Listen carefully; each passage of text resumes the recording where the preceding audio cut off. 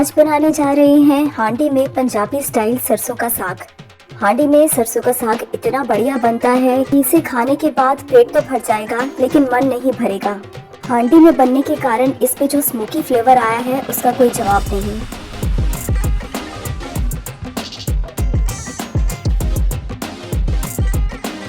तो चलिए, स्वागत है आपका हमारे चैनल नट्स एंड क्रीम में। तो सरसों के साग के लिए लिया है 3 गुच्छी सरसों का साग।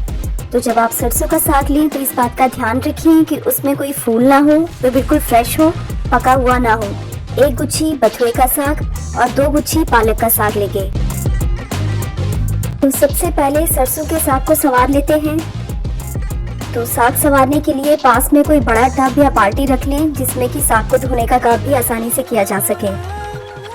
तो सरसों का साग जब भी हम सफाई उसकी करते हैं तो उसकी हम स्टेम्स यूज़ नहीं करेंगे, खाली पत्ते ही यूज़ करेंगे क्योंकि स्टेम्स नहीं गलती। तो पत्ते हम टब में डाली जाएंगे। तो सरसों के पत्तों में इस तरह से बड़े बड़े डंठल होते हैं, तो इनको भी हमें निकालना है, खाली पत्ते ही यूज़ करने हैं।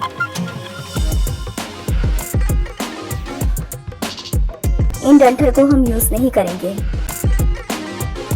सरसों की सफाई के बाद अब बथुए के साग की बारी आती है। तो बथुए के साग के जो पत्तों के नीचे बारीक सी स्टेम होती है उसे हम यूज़ करेंगे, लेकिन मोटी डंडियां हम यूज़ नहीं करेंगे।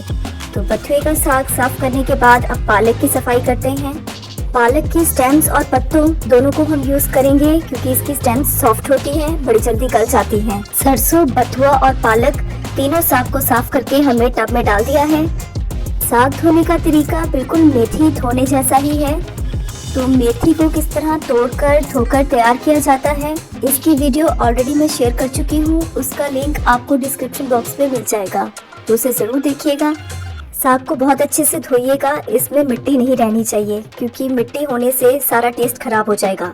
साग बढ़िया से धुल चुका है। इसके अलावा साग के लिए 2 इंच अदरक, 12 हरी मिर्च और 30-35 कलियाँ लहसुन ली हैं। इन सब चीज़ों को मिक्सी में ग्राइंड मत करें, इनको बारीक काटें क्योंकि काटने से बहुत ही बढ़िया टेस्ट आएगा। अब हम साग की कटिंग कर लेते हैं। तो इस तरह हम एक गुच्छी उठाएंगे साग की और इसे इस तरह से बीच में से मरोड़ के 2 हिस्से इसके हो जाएंगे। इसे एक हाथ में पकड़ लेंगे। साग को क्योंकि अभी इसी टाइम धोया है तो इसमें काफ़ी पानी है, तो इसके एक्स्ट्रा पानी को निचोड़ लें और इस तरह इसे चॉपिंग बोर्ड पे रख के जितना बारीक हो सके उतना बारीक काट लें ताकि बढ़िया से घुला घुला और रेशेदार साग तैयार हो।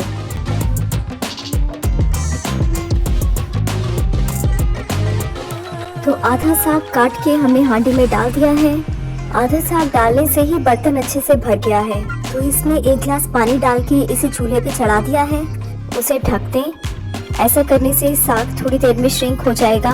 तो साग श्रिंक होने के बाद जो स्पेस बन जाएगी, इससे बाकी का बचा हुआ साग भी इसमें ऐड कर सकते हैं।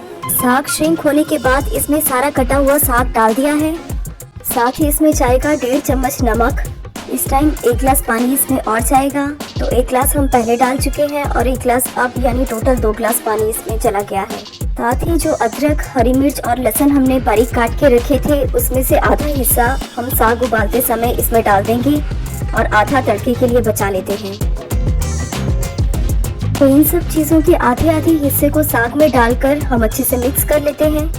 अगर मिक्स करने का काम आप बदानी से करते हैं तो साग साथ साथ घुटता भी रहेगा। इसके लिए आपको एक्स्ट्रा मेहनत करने की ज़रूरत नहीं पड़ेगी। यहाँ पर हमें साग को तब तक पकाना है जब तक कि ये बढ़िया से सॉफ्ट नहीं हो जाता।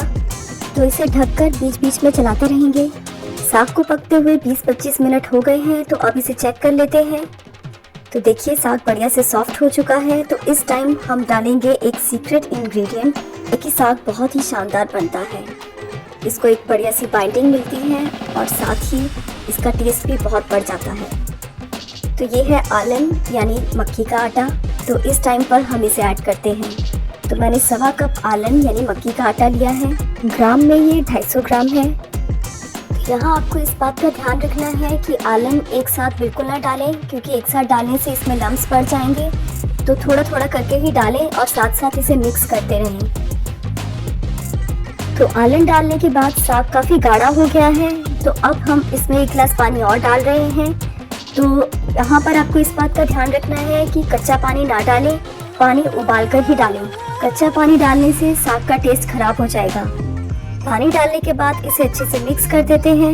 हम इसे तब तक पकाएंगे जब तक कि आटे का कच्चापन दूर नहीं हो जाता, तो इसे बीच बीच में चलाते रहें।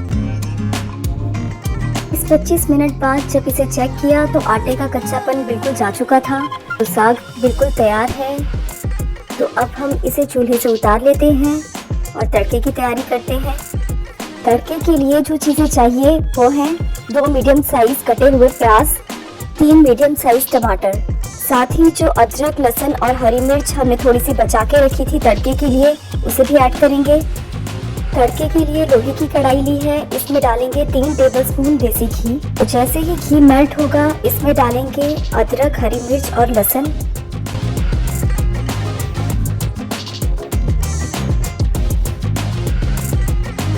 और साथ ही डाल देंगे प्याज।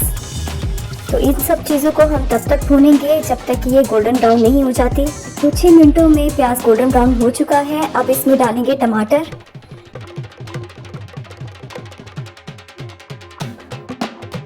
और टमाटर के साथ हम डालेंगे आधा चम्मच नमक।